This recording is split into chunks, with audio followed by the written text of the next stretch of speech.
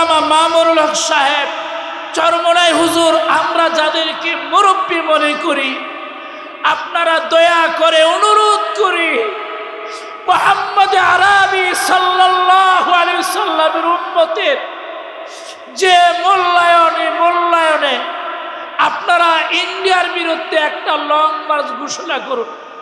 নির্বাচন আমাদের প্রয়োজন নেই, কে ক্ষমতায় আসলো, আমাদের মুসলিম ভাইদের রক্ষার জন্য চলুন আমরা ইন্ডিয়ার বিরুদ্ধে একটা লং মার্চ ঘোষণা করি।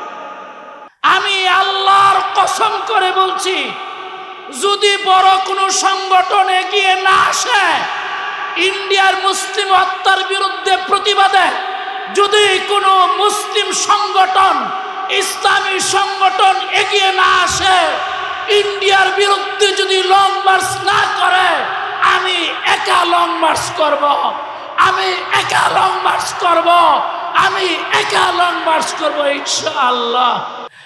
আমরা এখন দুনিয়ার প্রতিযোগিতায় পড়ে গেছি, রাত্র দিন দুনিয়া নিয়ে ব্যস্ত।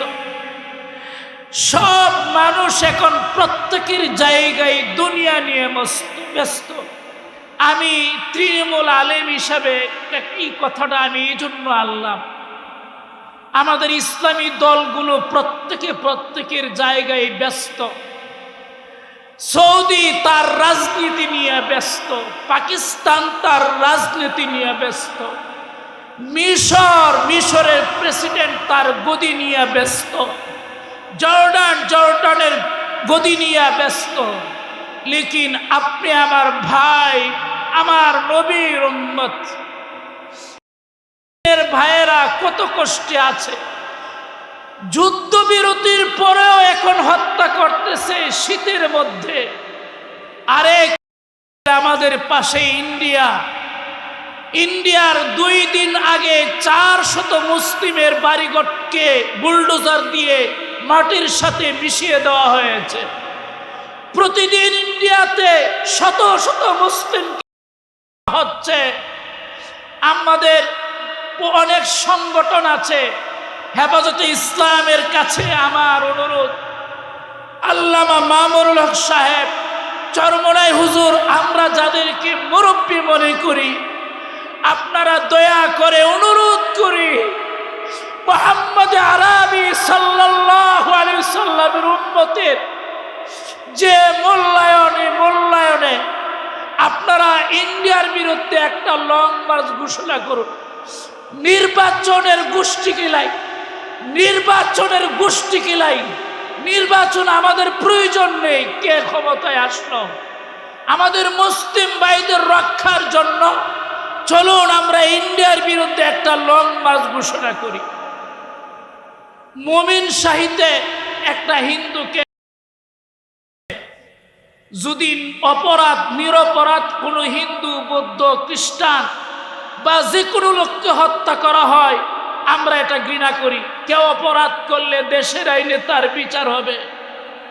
কিন্তু এই ঘটনাকে কেন্দ্র করে সমস্ত ইন্ডিয়া, সমস্ত নেপাল, এত বড় ইন্ডিয়ার একটা রাজ্য সব প্রতিবাদ মুখর হলো, ইন্ডিয়ার সব রাজনীতিবিদরা মুখর হলো।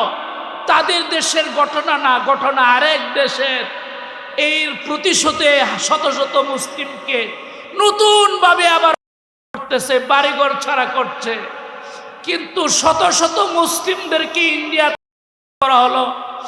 আমরা এই দেশের রাজনীতিবিদরা, এই দেশের ইসলামী সংগঠনগুলো, এই দেশের বড় বড় সংগঠনগুলো আমরা কিছুই করতে পারিনি।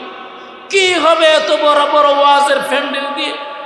কি হবে এত বয়ান করে?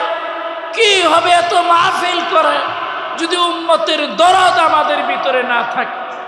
একটা কথা আমরা বলি, আজকে আমি যে কথাটা সকলকে বলতে চাই, আপনি যদি মুসলিমকে না বাঁচাতে পারেন তাহলে ইসলাম বাঁচাতে পারবেন না।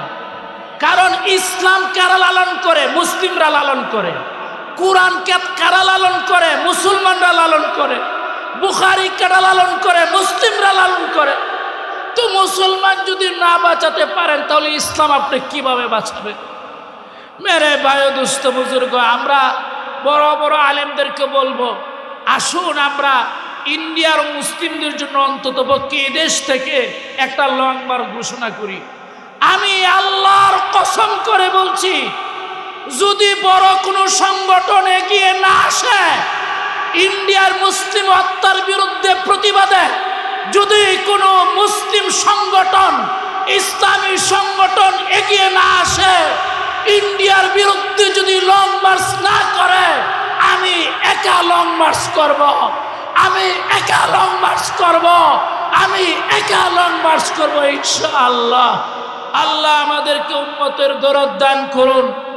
ইসলাম সত্য সঠিক ধর্ম আমরা পেয়েছি, এটাকে মূল্যায়ন করার তৌফিক দান করুন, আমিন। ওয়া আখির দাওয়ানা আলহামদুলিল্লাহি রাব্বিল আলামিন। আরো অনেক ভালো ভালো আলেম আসছে, আপনারা শুনেন।